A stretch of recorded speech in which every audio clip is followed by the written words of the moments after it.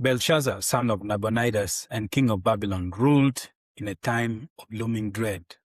On the night of October 11th, 539 BC, the city's walls stood tall and proud. But beyond them, the Persian army waited, silent, patient as predators. Babylon had never fallen, and Belshazzar believed it never would. To prove this, to prove his confidence and calm the fears of his nobles, he ordered a feast, unlike any other. The great hall blazed with torchlight. 1,000 nobles gathered, their laughter echoing against the stone as wine flowed freely. Belshazzar drank fast.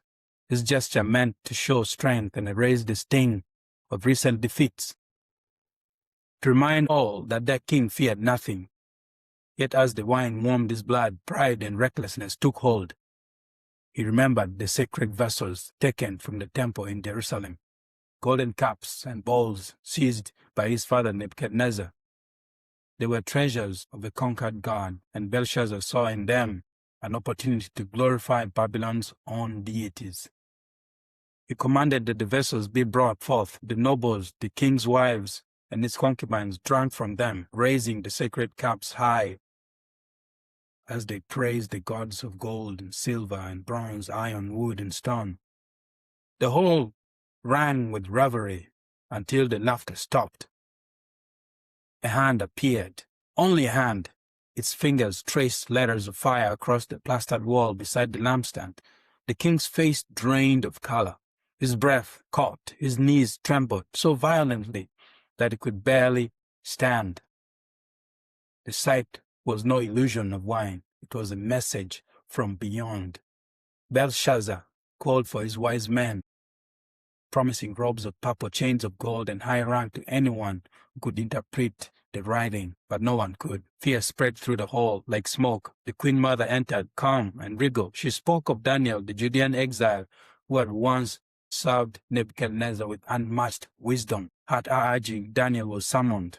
The old prophet came before the king, unshaken by the splendor of fear that filled the room. Belshazzar offered him the same rewards, but Daniel refused them.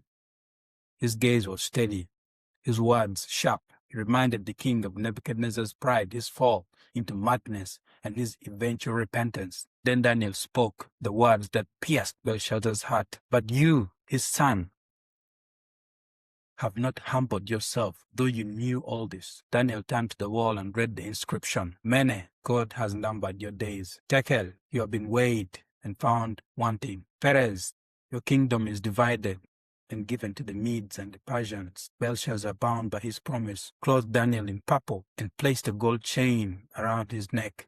Yet these gifts meant nothing. The judgment had already been sealed. That night, as the torches burned, the Persians entered the city through the riverbed, silent and swift. They reached the palace without resistance. Before dawn, Belshazzar, king of Babylon, was slain, and the empire, which had once seemed eternal, passed into the hands of another. During the revelry and merrymaking of Belshazzar's great feast, things come to a crescendo.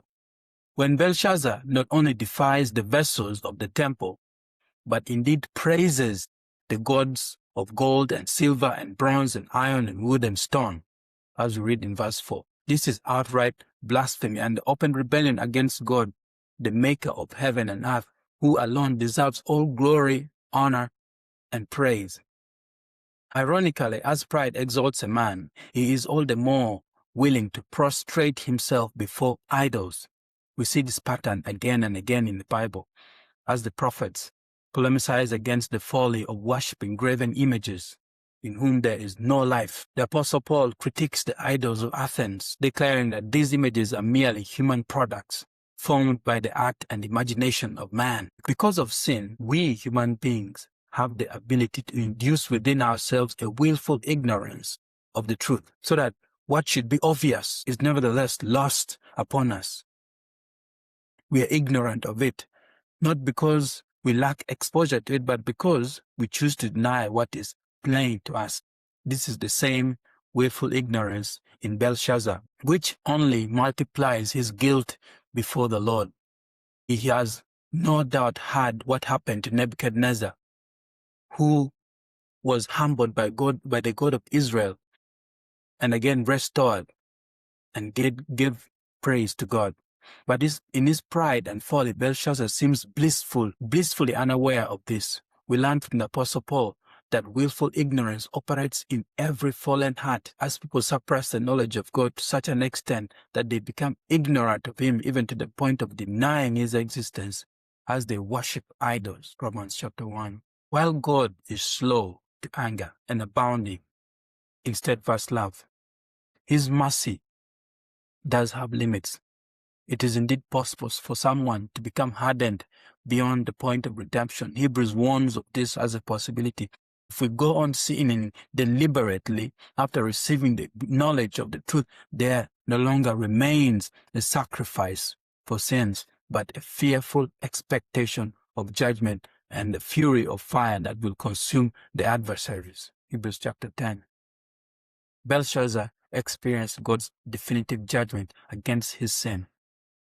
But Hebrews warns that those who are privileged to know about the good news of Jesus Christ are liable to an even more severe judgment should they reject this knowledge and profane Jesus. In this story, the writing on the wall is a declaration of divine condemnation.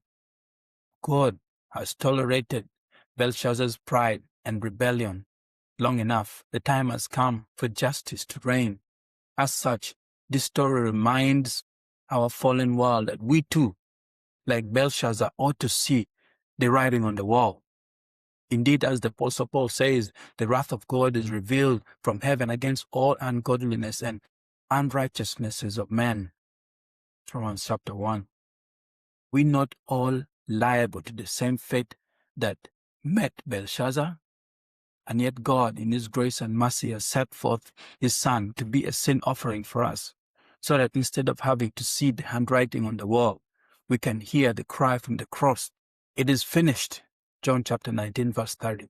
For our sake, he made him to be sin who knew no sin, so that in him we might become the righteousness of God.